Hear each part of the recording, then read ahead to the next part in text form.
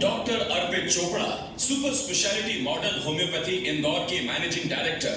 Doctor Arpit Chopra cancer, kidney के failure जैसे करीब 300 गंभीर बीमारियों का इलाज करते हैं।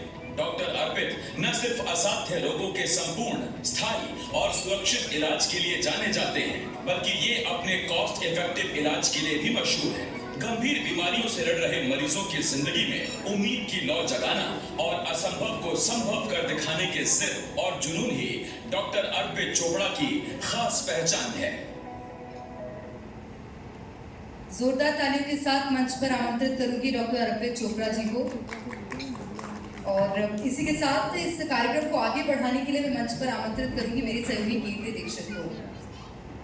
तो इस सेशन में हमारे साथ डॉक्टर हैं, इसी के साथ 2 इंडस्ट्रीज और 2 बिजनेसेस ऐसे हैं जिसके मैनेजिंग डायरेक्टर हैं और वो किस तरह से काम कर रहे हैं और उनका काम देश में और क्या बेहतर कर सकता है और देश को क्या सुझाव दे सकता है, तमाम बातें जानेंगे। Over to you Kirti and sir. बहुत शुक्रिया है प्रेरणा आपका। और इस पैनल से हम बातचीत करेंगे, इनके सफ़र के बारे में जानेंगे, हम और शर्मा जी दोनों ही जानने की कोशिश करेंगे। तो सबसे पहले खालिद जी बहुत स्वागत है आपका। मैं पारादीप परिवहन से की बात करती हूँ, तो ये किस सेक्टर में काम करता है और किस चीज़ से रिलेटेड है, बताएगा? एक्चुअली पारादीप परिवहन प्राइवेट लिमिटेड ये बड़ा अजीब सा नाम लगता है। इसलिए है कि उड़ीसा में एक पोर्ट है जो हमारे हिंदुस्तान का सबसे डीपेस्ट पोर्ट है, जहाँ सबसे बड़े जहाज़ बर्थ होते हैं।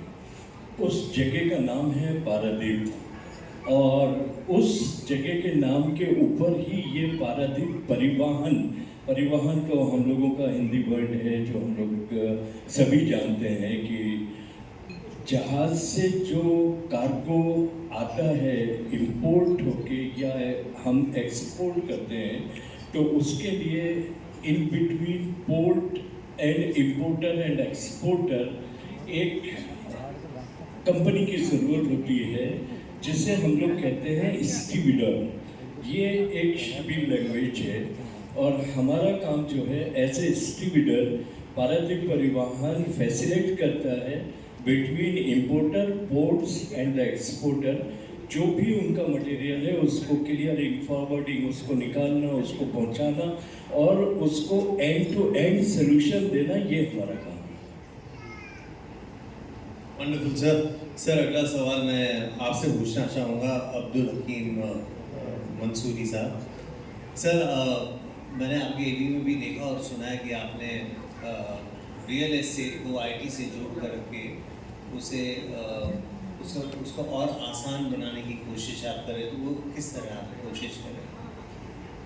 असल में हम लोग जिस युग में जी रहे हैं अभी, जिस हाल में है, अगर आप देखें तो पिछले 15-20 साल से जिस तरीके से ग्रो हुआ है, टेक्नोलॉजी जिस तरीके से आगे बढ़ी है, इसने चीज़ों को बहुत आसान कर दिया है। और अब हम देखते हैं कि अगर फूड इंडस्ट्री है लाइक ज़ोमेटो, इन लोगों ने एक प्लेटफॉर्म बिल्ड किया जिससे कि आज हम लोग मतलब रेस्टोरेंट को भी सहूलियत हो गई और जो यूज़र है उनको भी फ़ायदा हुआ। किसी ओला, उबर है या हम कहेंगे ओयो है, ये सब टेक्नोलॉजी ने एक प्लेटफॉर्म बिल्ड किया। उसका परिणाम ये निकला कि हमारी ज़िंदगी आसान हो गई। तो अगर मैं जानता हूँ जहाँ तक कि हिंदुस्तान का सबसे बड़ा सेक्टर जो है वो रियल एस्टेट है। वर्ल्ड का ही सबसे बड़ा सेक्टर जो है वो रियल एस्टेट सेक्टर है, लेकिन अभी हिंदुस्तान में ये ऑर्गेनाइज वे में नहीं है। तो इसको ज़रूरत है एक ऐसे प्लेटफॉर्म की जो ये ऑर्गेनाइज हो सके। अभी इस पर हम लोगों ने जो प्लान किया है कि सबसे पहली बात उसको हम एक ऐसा प्लेटफॉर्म उपलब्ध कराएं जहाँ पर डेवलपर हैं, सप्लायर्स हैं, वेंडर्स हैं, एजेंट्स हैं, ये सब एक प्लेटफॉर्म पे आए और वहाँ से वो अपने काम को करें, जिससे कि पूरे हिंदुस्तान में बाकी इंडस्ट्री में जिस तरीके से रिवोल्यूशन आया है, रियल एस्टेट में भी इसी तरीके से रिवोल्यूशन आया है। बढ़िया बढ़िया। डॉक्टर अर्पित चोपड़ा जी, मतलब ये पहली बार सुन रहा हूँ, इसकी पूछ रहा हूँ और थोड़े आश्चर्यजनक, थोड़ा सरप्राइज एलिमेंट मेरे बोलने में होगा।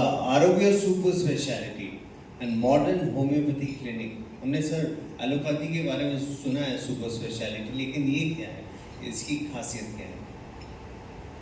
इस क्लिनिक का नाम जब आरोग्य super speciality modern homeopathy clinic, काफी बड़ा नाम है।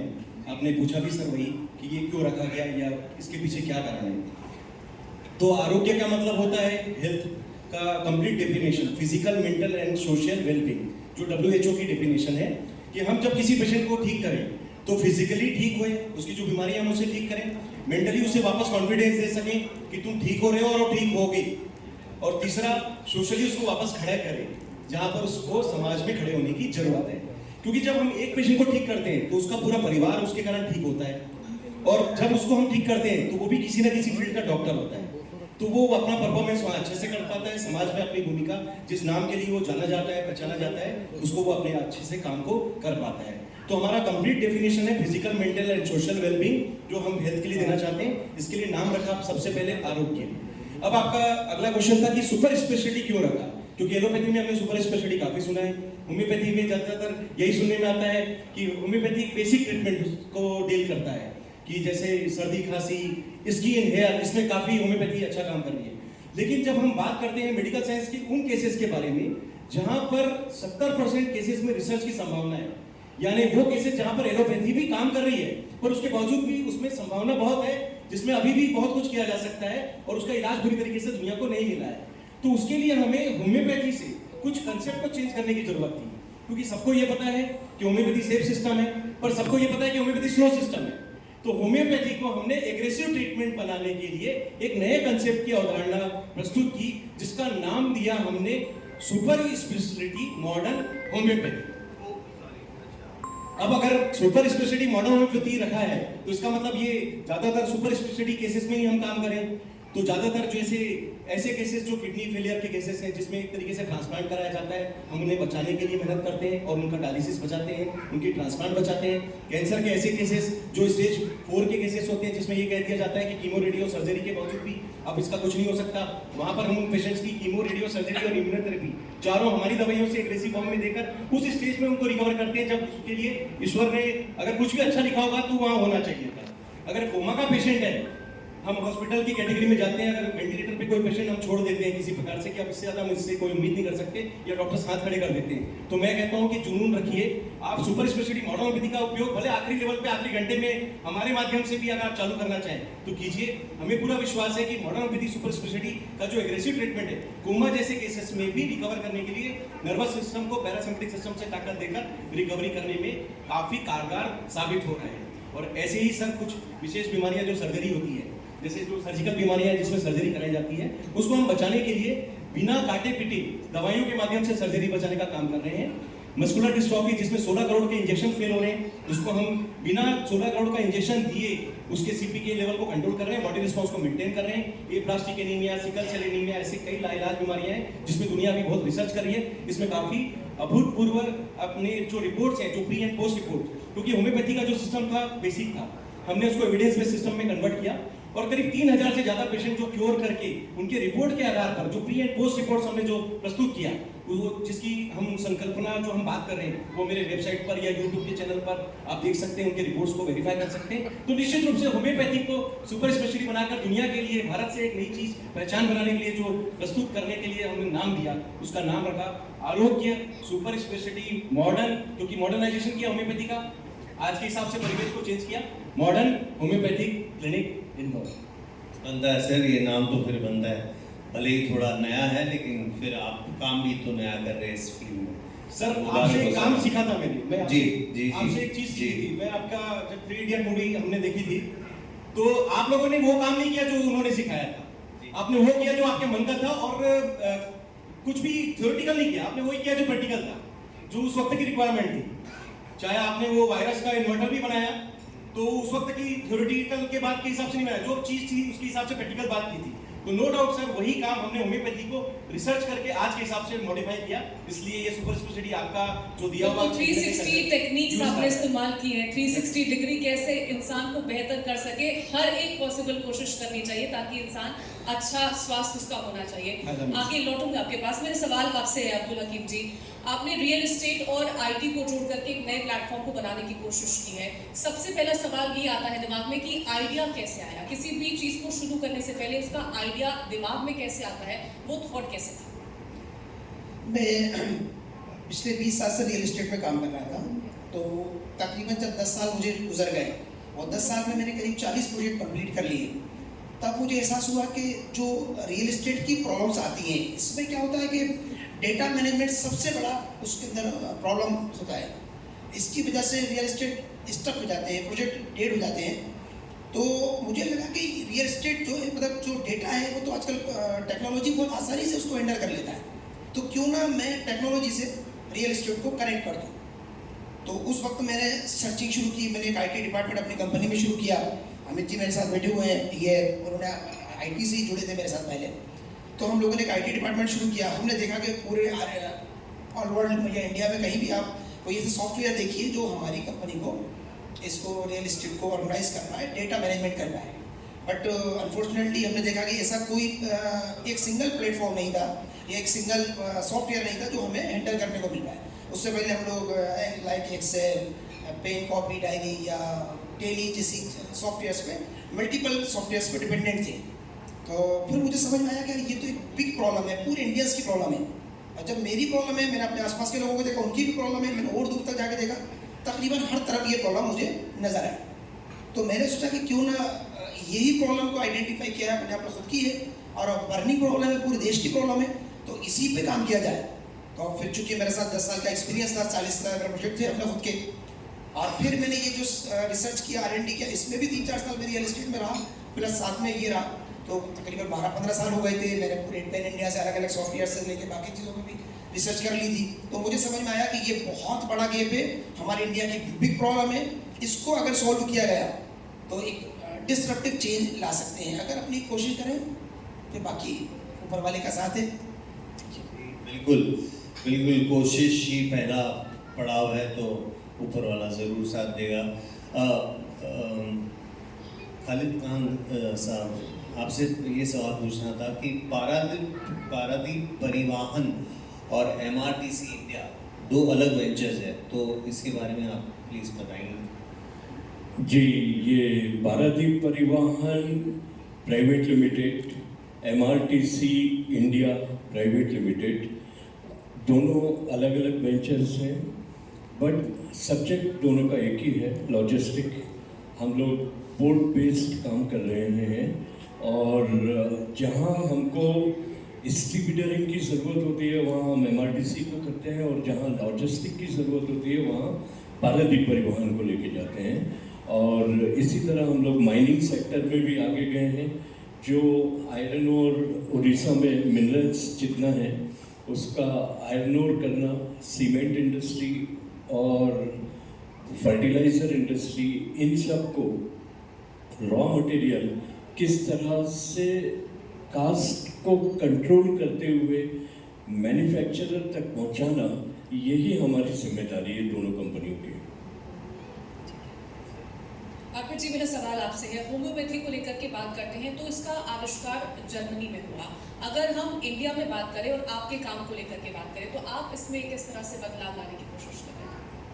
सभी को पता है कि होम्योपैथी, क्लासिकल होम्योपैथी के नाम से जो जाना जाता है, वो जर्मनी से इम्पोर्ट हुआ है पूरे वर्ल्ड में। इसका मतलब इंडिया में भी इम्पोर्ट हुआ है। हमने वही सिस्टम को अडॉप्ट किया, मॉडिफाई करने के लिए चेंजेस किए।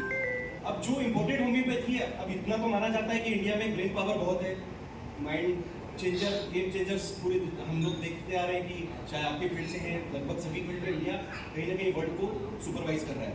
तो क्यों ना हम कुछ ऐसा करें, जैसे आयुर्वेद अगर इंडिया का है और एलोपैथी तो चलो पहले ही वर्ल्ड वाइड है, तो अब होम्योपैथी इंडिया में आने के बाद हम इसको सुपर स्पेशलाइजेशन करके, मॉडर्नाइजेशन करके एक नया कंसेप्ट बनाएं और भविष्य की होम्योपैथी प्रोड्यूस करें, जिसमें होम्योपैथी के जितने ड्रॉबैक्स हैं कि स्लो ट्रीटमेंट हटा दीजिए, कोई परहेज है हटा दीजिए, और एक तरीके से उन बीमारियों पे काम नहीं कर सकते जिसमें इसकी कोई भूमिका नहीं है, तो कहीं ना कहीं सुपर स्पेशलिटी बनाकर जो हम भविष्य की होम्योपैथी बना रहे हैं, उसके लिए इस कंसेप्ट को चेंज करके जो हम देंगे, तो निश्चित रूप से इंडिया का तो नाम जाएगा ही, वर्ल्ड लेवल पे भारत का नाम जाएगा, और ये पद्धति कहीं ना कहीं दुनिया का भी कहीं ना कहीं वसुधैव कुटुंबकम का मतलब एक तरीके से सभी को आप हेल्थ का अच्छा डेफिनेशन दे सकें और लोगों को संभाव में एक तरीके से जोड़ सकें। इंडिया से ये मैसेज बहुत आसानी से मॉडर्न होम्योपैथी के नाम से जरूर जा पाएगा। तो यही कोशिश है कि इंडिया से हम कुछ नया बनाएं जो कहीं ना कहीं दुनिया के लिए किसी न किसी प्रकार से लोगों की मदद कर सके। जी, अब्दुल जी, आपसे पूछना चाहेंगे कि आगे जाके आपकी क्या योजना है, उसके बारे में कुछ आप शेयर करेंगे हमारे साथ। चूँकि अगर मैं रियल इस्टेट से फील्ड से हूँ, बाद में मैंने आईटी में अभी जो काम कर रहा हूँ, इसमें हम लोगों ने पहले राउंड में जो बनाया है वो कॉलोनाइजर को डेटा मैनेजमेंट सॉफ्टवेयर प्रोवाइड किया है। पैन इंडिया हम लोग इसको सर्व कर रहे हैं अभी, और जब ये एक लार्ज स्केल पे सेटअप हो जाएगा तो फिर हम इसमें एक प्लेटफॉर्म को इंट्रोड्यूस कर रहे हैं जिसमें कि सप्लायर्स हैं, वेंडर्स हैं। ये क्यों होता क्या है कि मैं एक कॉलोनाइजर हूँ, बट मुझे नहीं मालूम कि मेरे पर्पस का वेंडर कहाँ पर मिलेगा, या मेरे लिए कहाँ पर मटेरियल मिलेगा अभी सस्ता, या कोई मटेरियल सप्लायर है उसको नहीं मालूम कि मेरा मटेरियल कहाँ पर कंज्यूम इमीडिएट हो सकता है। तो फिर राउंड 2 में हम लोग उसको मतलब एज ए प्लेटफॉर्म बिल्ड कर रहे हैं। फिर इसके बाद चूँकि अल्टीमेट ये एंड यूज़र के लिए बना रहे हैं हम लोग, तो एंड यूज़र को जो बेनिफिट्स होना चाहिए, क्योंकि मैंने देखा है रियल इस्टेट में जो डेटा मिसिंग हो जाता है, इसकी वजह से मटेरियल मिसिंग होता है, स्टक होते हैं, प्रोजेक्ट स्लो हो जाते हैं, ये कॉस्ट बहुत बढ़ जाती है। अगर कॉस्ट एफिशिएंसी भी हम ले आते हैं तो यूज़र को बहुत बड़ा फ़ायदा होगा। तो फिर हम तीसरे राउंड में जो जोड़ रहे हैं, तो यूज़र को जोड़ने का हमारा इसमें प्लान है कि जो एंड यूज़र है, जो मकान को यूज़ करता है, उसको भी हम देखें। अगर वो अपने प्रोजेक्ट में, फॉर एग्जांपल अगर मेरा कोई बंगला बन रहा है या फ्लैट बन रहा है कहीं पर, तो मैं रियल टाइम देख पाऊँ कि मेरा काम जो चल रहा है वो किस ग्रोथ पे चल रहा है, किस तरीके से चल रहा है, और जो मेरा डेवलपर है या मेरा वो, उसको मैं देख पाऊँ हमेशा। फिर इसके बाद जो आखिरी हमारा पड़ाव रहने वाला है वो ये कि आजकल गवर्नमेंट भी हमारी इंडियन गवर्नमेंट भी और एमपी गवर्नमेंट भी खासतौर से इस पर काम कर रही है कि रियल इस्टेट सेक्टर भी ऑर्गेनाइज हो जाए। इसके लिए आप देखते हैं अभी रेरा नया कानून आया है, तो ये गवर्नमेंट चाहती है कि चीज़ें ऑर्गेनाइज वे में आ जाए। तो चूँकि हम ऐसा सॉफ्टवेयर बना रहा है जिसमें डेटा मैनेजमेंट सिस्टम भी है, प्लस और भी चीज़ें कनेक्ट हो रही हैं, तो हम चाहेंगे कि गवर्नमेंट को भी इससे हम जो हेल्प कर सकते हो या बिल्डर को हम जैसे कनेक्ट कर सकते हो, उसके लिए हम लोग एक तैयारी लेके चल रहे हैं अभी से। एक सवाल है मेरा आपसे खालिद जी, हर एक बिजनेस की, हर एक कॉर्पोरेट की रिस्पॉन्सिबिलिटी होती है टुवर्ड्स द सोसाइटी, उसको हम कहते हैं CSR। आप बिजनेस के अलावा वो कैसे कर रहे हैं, सोसाइटी के लिए क्या कर रहे हैं? जी, बहुत सही सवाल है, और ये हर एक बिजनेसमैन की या हर एक इंडिविजुअल की रिस्पॉन्सिबिलिटी होना चाहिए कि वो सोसाइटी के लिए कुछ करे। इसी की एक पहल हम लोगों ने भी की है और काफ़ी साल से हम इसमें काम कर रहे हैं कि लॉजिस्टिक एक ऐसा सब्जेक्ट है कि जिसमें हमें मैन पावर की ज़रूरत होती है। ब्रेन पावर तो चाहिए ही चाहिए, लेकिन उसके साथ साथ मैन पावर, टीम वर्क, वो बहुत ज़रूरी है। तो टीम को कैसे क्रिएट करना है और उनको क्या देना है। लाइक सपोज अभी हमारे यहाँ मध्य प्रदेश में, मैं हरदा में पैदा हुआ, बहुत ही छोटी जगह है, यहाँ से 150 किलोमीटर की डिस्टेंस पे। अब जाके डिस्ट्रिक्ट हुआ है, पहले तहसील थी छोटी सी। वहाँ से निकल के जब हम इस मकाम तक उस मालिक के करम से, दुआओं से और मेहनत से आए हैं, तो हम ये चाहते हैं कि आज का यूथ जो पढ़ लिख गया है, खाली सरकार के दामन को थाम के ना बैठे, आगे बढ़ने के लिए अगर हम उनको आगे का रास्ता दिखाएं, तो उसके लिए हमने एक पहल की कि आज हमारी कंपनी एस्टेब्लिश्ड है। एक यूथ है, उसके पास कुछ नहीं है, लेकिन एक डिग्री है, इंजीनियर हो गया, MBA कर लिया या और किसी फील्ड में चले गया, लेकिन उसके पास कोई रिसोर्स नहीं है कि वो उसको इस्तेमाल कर सके। उसके लिए उसके कॉन्सेप्ट में एक ही चीज़ रहती है कि मुझे नौकरी करना है। नौकरी मिलती नहीं है, 15,000, 20,000, 10,000 इस तरह से लोग काम देते हैं। तो हमने कहा आप आइए, आपके पास अगर कुछ पैसा है, हमारी कंपनी में उस पैसे को लगाइए, उस पैसे से हम फाइनेंस कराएंगे और आपको जो इक्विपमेंट जो हमको ज़रूरत है लॉजिस्टिक के लिए, हेवी इक्विपमेंट है, ट्रक्स हैं, क्रेन्स हैं, इनको हम फाइनेंस करा के उनको दे देते हैं कि इनको चलाने की जिम्मेदारी आपकी, काम हम देंगे, इनका इंस्टॉलमेंट आपको देना है। इससे जो पैसा बच जाएगा इंस्टॉलमेंट के बाद, वो आपके घर के खर्चे के लिए चलेगा। तो इस तरह से हम हर प्रोजेक्ट में कम से कम 20-25 हर स्टेट से बच्चे उठाते हैं, उनको लेके एक प्लेटफॉर्म देते हैं, इक्विपमेंट दिलाते हैं, 3 साल में वो मशीनें फ्री हो जाती हैं, वो सेल्फ डिपेंडेंट हो जाते हैं और उनको आगे का रोज़गार भी मिल जाता है और हमारी CSR एक्टिविटी हो जाती है। और हमारा फ़ायदा ये होता है कि हमें इन हाउस टीम मिलती है जो सिर्फ वो अपने इक्विपमेंट को ही नहीं देखते, वो हमारा काम को भी सुपरवाइज करते हैं, जो हमको मिलता है उसको भी वो सुपरवाइज करते हैं। तो ये I can say it's win win situation for both. About to say that win win situation for all. जी डॉक्टर अर्पित जी, मैंने सुना आप ऑनलाइन और आमने सामने हजारों मरीजों का इलाज करते हैं, तो ये पॉसिबल कैसे है? घर पे टाइम दे पाते हैं? सर बहुत आसान है, टीम वर्क। अच्छा, 3 इडियट्स फिर से आ गया सर, जी जी टीम वर्क नो डाउट। आपका एक चीज मैंने उसमें देखा था कि आप ब्लॉग लिखते थे, सॉरी ब्लॉग लिखते थे आप। जी उन्होंने कहा कि मैं तुम्हारे ब्लॉग पढ़ता हूँ, राजू मैं तुम्हारे रोजाना एक ब्लॉग पढ़ता हूँ। जी, इसका जी, मतलब, सर आपने आदत डाल दी, ब्लॉग लिख के लोगों को उसकी आदत डाल दी। जी मैंने 3.5 साल में 3000 पेशेंट के डेटा शेयर किए, रोज एक पेशेंट का डेटा शेयर करता हूँ, कभी 4 करता हूँ, कभी 3 करता हूँ, क्योर्ड पेशेंट की डेटा शेयर करता हूँ, तो आदत हो गई, डेटा जनरेट हो गया, एविडेंस बेस्ड सिस्टम खड़ा हो गया और कहीं ना कहीं उस ब्लॉग की आदत से आज एक दिन में 65,000 लोगों को रोज एक ब्रॉडकास्ट जाता है। तो इट्स अ सिंगल क्लिक जिसमें हम 65,000 लोगों को रोज एक के शेयर कर देते हैं। ये ठीक हो सकता है, तो चिंता मत कर, इंडिया से ये संभव हो चुका है और असंभव को संभव करने के लिए ही नाम दिया गया है मॉडर्न होम्योपैथी। अगर हम इसको करना चाह रहे हैं तो सर ये मैसेज क्लियर है कि दुनिया को ये मैसेज चाहिए। ये बुक मैंने लॉन्च की है, मैं आपको बताना चाहूंगा इस प्लेटफॉर्म के माध्यम से, आपके माध्यम से, जीट नेटवर्क के माध्यम से, कि इसमें उन सभी सिस्टम के जो एविडेंस बेस्ड जो केसेस हैं जिसको ये माना जाता था ये ठीक नहीं हो सकते, उनको हमने कंपाइल किया है और ज्यादातर उसी केस पे मेहनत की है जिसपे पूरी दुनिया रिसर्च कर रही है। तो करीब 3000 पेशेंट का डेटा अगर मैंने शॉर्ट में अगर आपको ब्रीफ में दिया एक जगह, तो इतना समझने के लिए काफी है कि असंभव नहीं है। सामान्य काम को हम असामान्य तरीके से करते हैं तो कहते हैं कि ये सक्सेस है। मैं सर थोड़ा सा एक चीज और आप लोगों से सीख के इसमें जोड़ना चाहूंगा, हम किसी असामान्य काम को असामान्य तरीके से करते हैं तो शायद सक्सेस और ज्यादा आगे बढ़ सकती है। तो उसी का नाम है सर संभव, जो बिना टीम वर्क के नहीं हो सकता। तो मेरे पास सर करीब 10 डॉक्टर्स की टीम है जो पूरा इसको ऑनलाइन ऑफलाइन हम मैनेज करते हैं। मेरा इंदौर में ही एकमात्र सेंटर है। मुझे बहुत अपनी धरती से प्यार है, मैं इंदौर से बहुत प्यार करता हूँ, इंडिया से बहुत प्यार करता हूँ। तो इसका मतलब ये है कि मैं ना तो भारत छोड़ूंगा ना इंदौर छोड़ूंगा।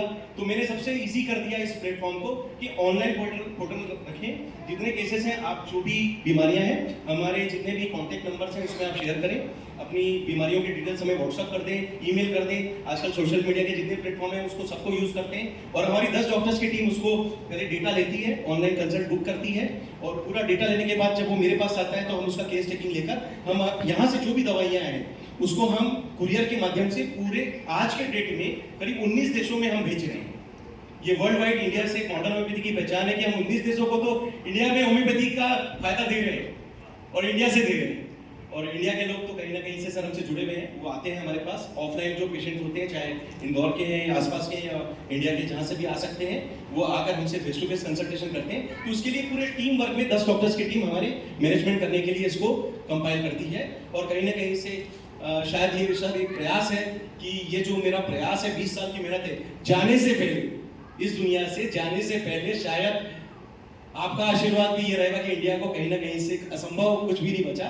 हेल्थ के फील्ड में तो मॉडर्न होम्योपैथी एक ऐसी चीज लेके आए हैं, शायद डॉक्टर अर्पित चोपड़ा, जो भविष्य की होम्योपैथी के रूप में संभव करके लोगों को फायदा जरूर देगी। लोगों को तो फायदा पहुंचा रहे हैं, लेकिन जिस तरह से आपने इतनी बार 3 इडियट्स का जिक्र किया है, मुझे ऐसा लग रहा है मेरी कि आप favorite movie है मैम। कल ही ये पिक्चर देख के आए हैं, तभी आपको इतनी बारीकियों से हर एक चीज याद है कि ब्लॉग लिखते थे, वो पढ़ते थे। शायद मुझे भी याद जिस था, पिक्चर वो को भी एक बार सोच में पड़ गए थे शर्मा जी की कहां पर इंडिया ने इतने मन से देखा सर के, इतने मतलब वो एक अलग ही आपका जो क्रेज था आप तीनों का, नो डाउट सर, उससे बहुत सारे लोगों ने बहुत सारे इंस्पिरेशन लिए। मैं तो उस वक्त बहुत ही एक एजुकेशन फेज में था, लेकिन नो डाउट आपकी उस मूवी ने जो प्रेरणा दी वो काफी लोगों का जीवन चेंज कर सकती है। मैं खुद होकर भी आपको आत्मसात रूप से मैं बोल सकता हूँ और कहीं ना कहीं लोगों के लिए ऐसा हुआ है, ऐसा मेरा मानना भी है। बिल्कुल, बहुत सारे बच्चों के जीवन में बदलाव आया है, उन्होंने अपने पैशन को फॉलो किया और कहीं ना कहीं बहुत ज्यादा इंस्पायर इस मूवी से हम लोग हुए हैं। थैंक्स उन लोगों को जिन्होंने ये मूवी बनाई थी और यूथ को इंस्पायर किया था। अगला सवाल आपसे है आपको जी मेरा, रियल एस्टेट जिस तरह से आपने बोला कि बहुत वास्ट सेक्टर है, भविष्य क्या देखते हैं इसका? देखिए, रियल एस्टेट को अगर मैं जिस वक्त एंटर हुआ था तो उस वक्त मैंने एक चीज़ जानी थी कि बाकी जितने भी प्रोडक्ट हैं वो बनाए जा सकते हैं, बार बार बनाए जा सकते हैं, रीस्ट्रक्चर किया जा सकता है, रीडिज़ाइन किया जा सकता है, लेकिन रियल एस्टेट जो है इसको आप बड़ी नहीं कर सकते, बड़ा नहीं सकते। इसकी डिमांड जैसे जैसे बढ़ती जाएगी, इसकी आपूर्ति की तो लिमिट फिक्स है।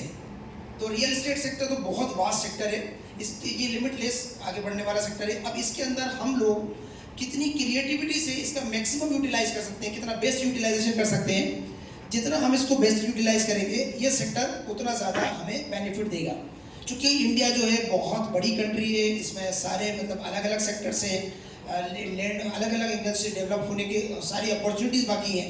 तो और देशों के मुकाबले में अगर बात करूँ तो एक दुबई, अभी मेरे छोटे भाई के साथ खालिद भाई वहाँ पर थे एक इवेंट में, तो उनके पास एक ही नेचर है, एक ही कल्चर है, एक ही माहौल है। जब वो एक प्लेटफॉर्म बना सकते हैं वर्ल्ड वाइड, तो हमारे पास तो हर चीज़ मौजूद है वर्ल्ड में, जहाँ जिस चीज़ की ज़रूरत है वो हमारे इंडिया में मौजूद है। और हमारे यहाँ इंडिया में अगर देखें तो कल्चरल भी हम लोग डिफरेंट अलग अलग कल्चर को अडॉप्ट करते हैं, जल्दी से ले लेते हैं।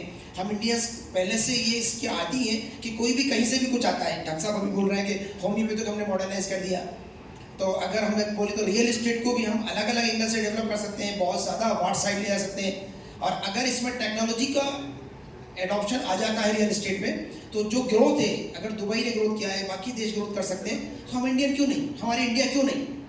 तो हम लोग उसी के लिए कोशिश कर रहे हैं कि बस इंडिया उस लेवल पे पहुंचे और हम एक दिन वर्ल्ड को दिखाएं कि नहीं, हम आप सबसे पहले आगे थे और हम अभी भी आगे ही रहेंगे आपसे। बिल्कुल, तो जिस तरह से चर्चा इस पैनल से हमने की है, उन्होंने बताया कि कैसे रियल एस्टेट में काम किया जा रहा है, कैसे अगर हम चिकित्सा के क्षेत्र में बात करें तो उस क्षेत्र में काम किया जा रहा है, और कैसे पोर्ट्स पर काम किया जा रहा है वो भी जानने की हमने कोशिश की है। बहुत शुक्रिया है आप तीनों का इस मंच पर आने के लिए और साझा करने के लिए कि कैसे आप देश के लिए काम कर रहे हैं, मध्य प्रदेश को भी आगे ले जाने का काम कर रहे हैं। अब वक्त है अगले पैनल को मंच पर बुलाने का, लेकिन उससे पहले बहुत धन्यवाद आप तीनों का हमारे साथ इस मंच पर जुड़ने के लिए, बातचीत करने के लिए और साझा करने के लिए अपने सफर को। जहां अब्दुल हकीम जी हमारे साथ मंच पर मौजूद थे, जो कि फाउंडर हैं, मैनेजिंग डायरेक्टर हैं coloniser real business solution private limited के, और इसी के साथ हमारे साथ मंच पर थे डॉक्टर अर्पित चोपड़ा, जो कि आरोग्य super speciality modern homeopathy clinic के से संबंध रखते हैं, और इसी के साथ ही खालिद खान जी हमारे साथ थे, जो कि एमडी है पारादीप परिवहन प्राइवेट लिमिटेड के। और अब वक्त हो चला है अपने अगले पैनल को मंच पर बुलाने का। तो